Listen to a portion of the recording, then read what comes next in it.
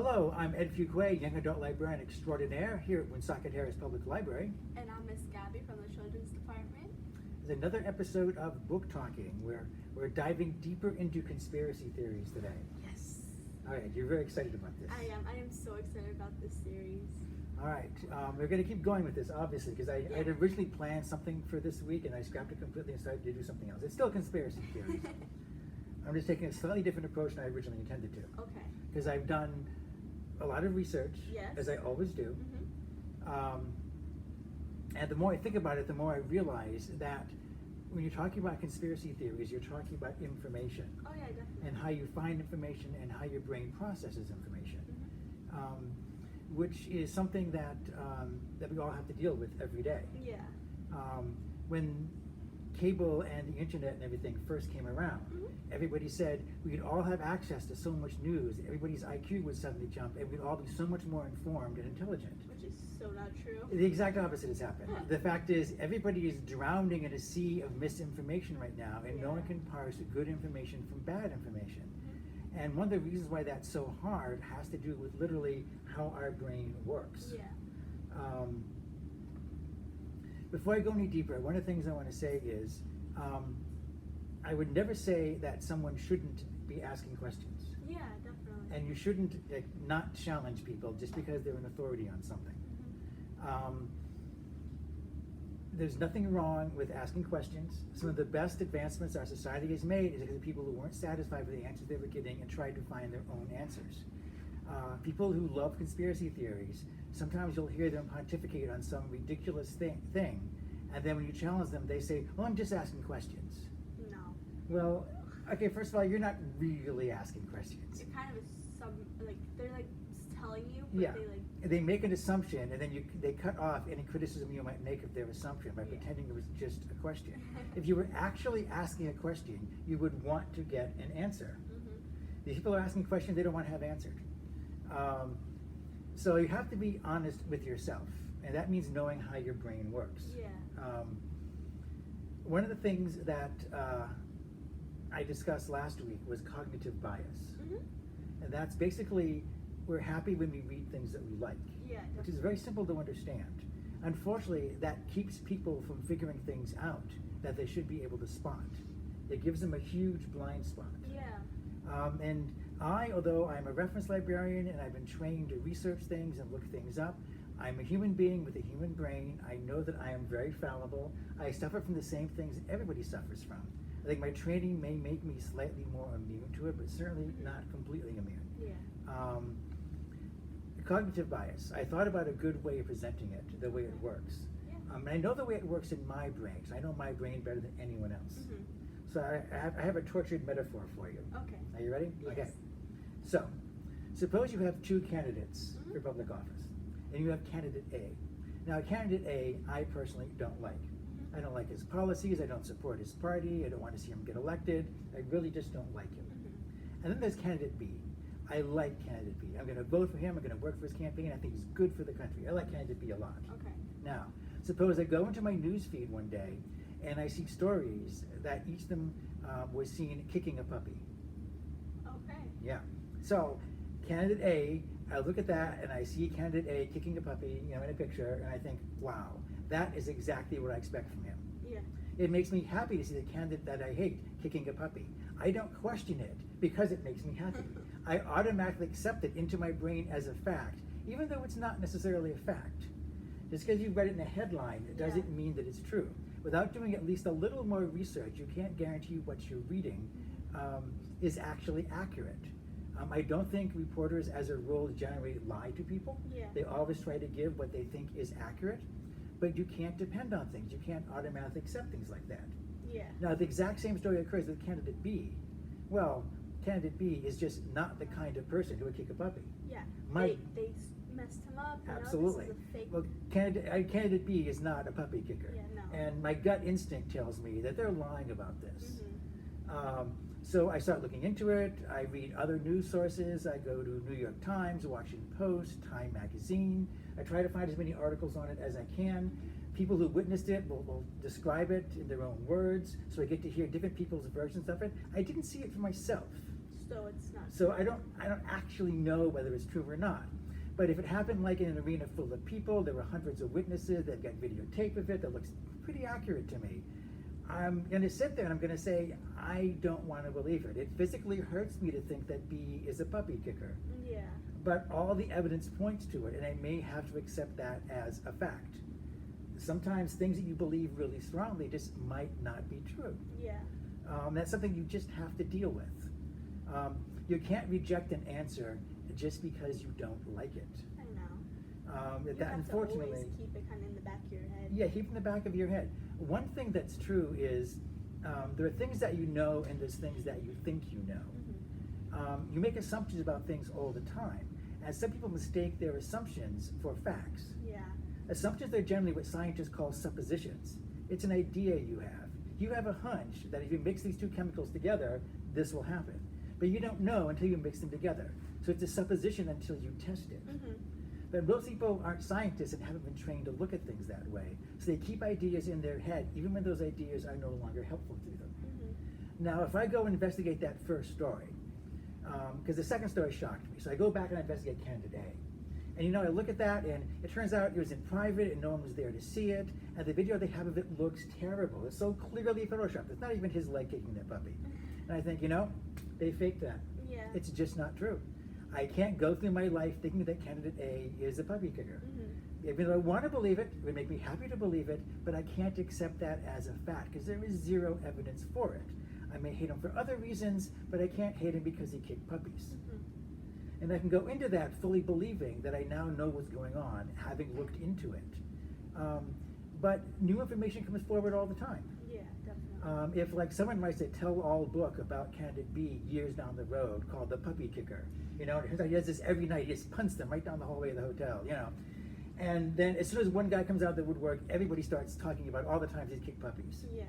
So after making my decision and being really confident with my decision, I now have to say, I don't know anymore.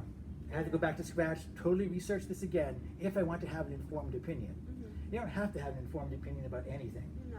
But if you want to know something and know that you know it, you have to investigate and you have to accept where the facts lead. Oh yeah, definitely. You can't have a goal in mind and then look for facts that fit your goal. Mm-hmm. In cop shows, they sometimes say, follow the evidence. On CSI, they used to say that a lot. Yeah. It doesn't matter how you feel about a murder suspect. If you can't find any evidence that they did anything, You can't prove it. yeah, you can't come forward with it. It doesn't really matter how you feel about a fact. Mm-hmm. Facts are real or not real. They exist whether you believe in them or not. Yeah. Fortunately, there are a lot of things out there. People get their news from the internet, or from newspapers sometimes still. Sometimes people talk about the media like it's one giant conglomerate. I know. Before I became a librarian, I was interested in some other careers, and I actually studied journalism. I took several journalism classes when I was in college. Mm-hmm. And so I know a little bit about how reporters think. Which is? Well, first of all, people say there's a liberal media. Well, conservatives say that. Liberals Yeah. almost never do, oddly enough. And the fact is, most reporters tend to skew liberal. Mm-hmm. The same way actors and poets and things like that tend to be more liberal for whatever reason. However, all those reporters, for the most part, unless they're on some tiny, website that they own, Yeah. work for big conglomerates like, the networks or Fox or Paramount or any of the other huge corporations. And those huge corporations are, down to the last man, owned by people who are conservatives. Yeah. Because they're really, really rich and they want to stay really, really rich. So you have liberal reporters and their bosses who sign their paycheck are conservative.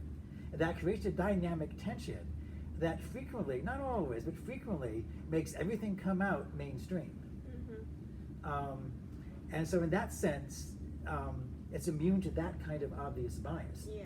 Now the bias that the media has, it always has and probably always will, twice as much true in the internet age, is they have a populist bias. Mm-hmm. They want to print things or write about things that people want to read. Yeah. Because now you get those sweet, sweet clicks on the internet that pays for the ad revenue that Definitely. gives them money for their paycheck.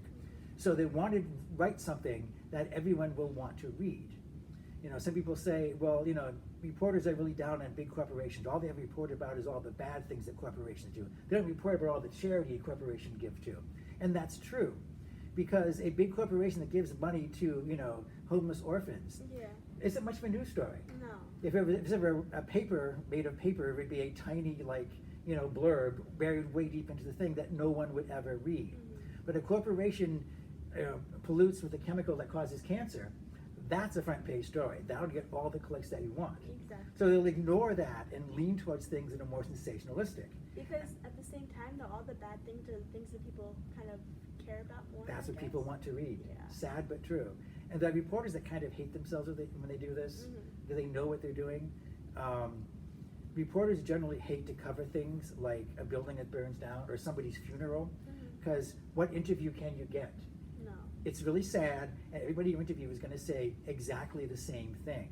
And worst of all, there's no hook to the story. There's no angle you can approach it at that will make it other than it's a funeral and everybody's sad. Yeah. Reporters, as much as they all report on the same things, they generally say the same things because they're all reporting exactly what they saw and heard. But if 9 reporters see the exact same thing and write more or less the same copy for their editor, but one guy sees something different, he spots something no one else does, that one guy, as much of the media that he's a part of, he will sure as shooting put out that story that sticks out like a sore thumb because that will draw attention to him. That will give him a headline that no one else has. Reporters frequently have real comradeship, but they will scoop each other at the drop of a hat. Trust me, I've never known a reporter who wouldn't do that, even to his best friend, if he could get a scoop on him. So if there is something going on and no reporter spots it, that means they've gotten away with it. If nothing is going on, sometimes every report of an event sounds exactly the same because there's nothing to report. Yeah. Everything was exactly what it appeared to be. No reporter saw anything different. And this day and age, there are so many websites out there and news sources that aren't connected to a global conglomerate. That almost any story can be published by anyone. However, that leads to our next problem. Okay. There's so much stuff out there. Yeah. Anyone can print anything. There's been an issue sometimes with presidential press conferences where people that run websites will come in because they say, well, I'm a reporter. Well, who do you work for? Well, I work for, myreports.com. Yeah. And it's well, many websites have thousands and thousands of hits, ratings that are just as good as network news. But you can't automatically assume someone who reports stories on the internet is a legit reporter. And you don't need to have training to be a legit reporter, but you do have to follow a certain code of ethics, which not every legit reporter bothers to follow, of course, because they're human beings like everyone else. Yeah. But assumption is that if you work for a newspaper, if you work for a television network, they're going to hold you to a certain standard. And if you run your own website and write reports, you're not going to have an editor leaning over your shoulder yelling at you when you get something wrong. So you can't always trust what you see on the internet. Shocking, I know. I know. Even things that appear really authoritative can't be helped. And then there's the other problem. Many people today have an issue with authority figures and experts. Yeah. It's been going on for a long time. It's not a recent phenomenon. It's been going on for years. But it seems like it's just spreading like the plague right now. You'll hear someone who is, a noted scientist who studied this for 20 years, and he spent 10 years doing clinical trials on this, and he's written a book on the subject. It's a New York Times bestseller. So he says, X, and the response to that is, well, a housewife in New Jersey has a YouTube channel, and she says that's not true. I'm like, well, that's nice. Okay. The internet has given everyone a voice, but not every voice carries the same weight to it. Hearing a contrary opinion is fine. But believing the contrary opinion over an expert's opinion isn't always the smart thing to do. No. If every physician in the world says something is true and no one disagrees with them except for some guy you've never heard of on YouTube, statistically the odds are the guy on YouTube is going to be wrong. How about this? If a random person stopped you on the sidewalk and said something to you, would you believe him or not? No. Yeah, you wouldn't believe a random person who stops you and starts talking to you. But when you search something in YouTube, videos come up. 90% of the time from people you've never heard of before. And you click on it, and someone you know nothing about, you've never met before, is now telling you something. I know. I do that kind of thing with movie reviews. I love to see contrary opinions to movies. I'll ask myself, was Last Jedi really that bad, or is that just me being a fanboy again? So I'll try to find positive reviews of things. And many so-called film critics on the internet are awful. Mm-hmm. They're horrible people. Yeah. But some of them are scholars who have degrees in film and things like that, and they work in Hollywood, and they know what they're talking about when they say things. But you never know until you click on it. Yeah. But trying to absorb things off of something like YouTube is really, really difficult. And Facebook is even worse. Oh, Now, God. statistically, I think 40% of the people in the country get their news off of Facebook. That Okay? is not accurate. No, Facebook is not a news source. No. Facebook is a place to put pictures of your cute kitten. Making contact with that person you haven't seen since high school. That's what Facebook is good for. That's what Facebook is really, really super good at.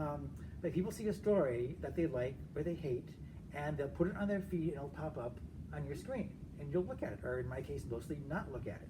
Yeah. I've gotten to the habit, beginning with the last president's election, to never read any news story that pops up on Facebook. Even if it looks like a legit news story, I'll go to CNN and do a search for it there. Oh my gosh. I know the news stuff on Facebook is so weird. Yeah, because it's cherry picked by people, and you don't always agree with your friends, and your friends aren't always right just because they are your friends. You can't always depend on them. No. I have friends who are really radical anarchists. People who not just want to burn buildings down, they want to burn everything down. And I have people who are really hardcore meat-eating, gun-owning, people who have no tolerance for libtards and all that kind of stuff. And they're both on my news feed because they're both in my friends group because they're all acquaintances, if not close friends. Yeah. So I get stuff from both sides. Wow, your and- newsfeed must be very interesting. Yeah, I don't click on a lot of it. I try to see what people are doing in their lives. It's important to me because I'll see these people again at some point. Yeah. But Facebook has that algorithm trying to decide what you like, so push ads towards you. And Facebook really has no idea how to deal with me. I get such random ads.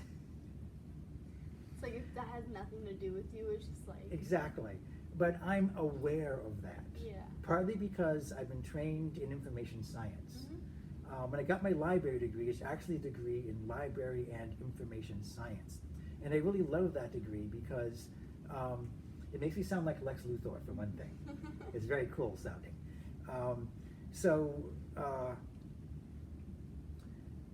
People have a thing going on in their brain. Everyone does, including me. Again, I know I can fall for cognitive bias. I'm aware of it. Yeah. When I see a news story I like and I get that surge of like adrenaline and endorphins hit my brain, I immediately become suspicious. I've tried to train myself to be suspicious. I don't always succeed. I'm sure I believe things that just aren't true. But I try not to make life or death decisions based on those things.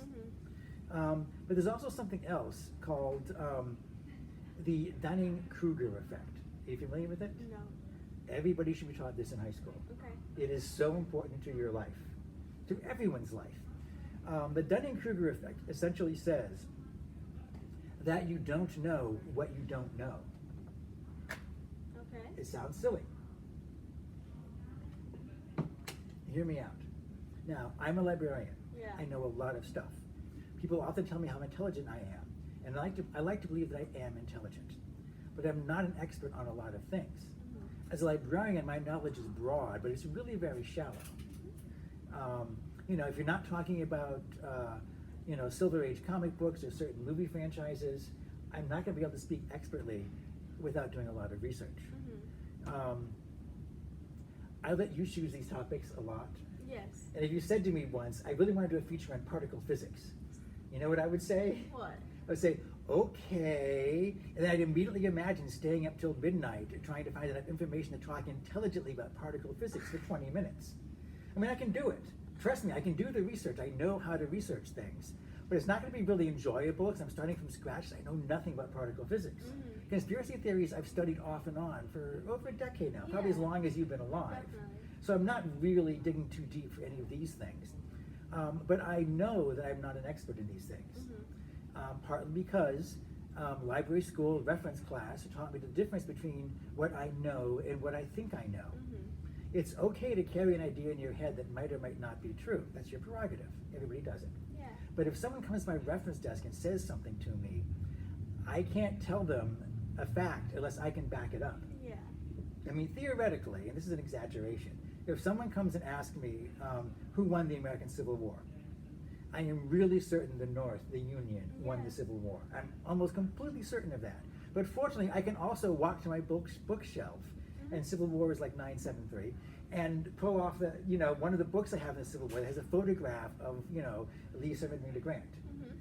So I can back up the knowledge. So I don't think I know that, I can prove it.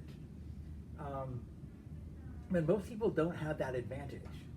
They haven't been taught the difference between things they think they know and things they don't know. Yeah. And they also don't allow someone to give them new information No. because they think they're an expert on something. And when you try telling them something, then they automatically think that you're the wrong. They shut you down Yeah. completely. Definitely. There are people who are conspiracy theorists who will say things to me. They'll say something like totally off the wall, and they'll say, "Do the research." And I'm like, yes, I am a reference librarian. I have done the research, and strangely, all of my research indicates that you're not correct. Oddly, we went to the same YouTube, but we did different searches. And I'll get into that like next week. Exactly how we're learning to analyze data for your own benefit. Yes. So making data work for you rather than against you. I mean, one of the best examples of this is I knew a guy in high school when I was about your age. And he was making a joke about how stupid evolution was. And I kind of called him on it, and he said, "Oh yeah? Well, if we evolved from apes, how come there's still apes in Africa?" And I'm like, "Because that's not what evolution says." And he just started to shut me down, like, no, dude, I've read Origin of the Species. It's not a real mystery how evolution works. We've known about it for over 100 years now. Yeah. And you're wrong. You're just flat out wrong. It is now not even what the theory says. No. If he said God created everybody, it's like, well, I can't argue with that.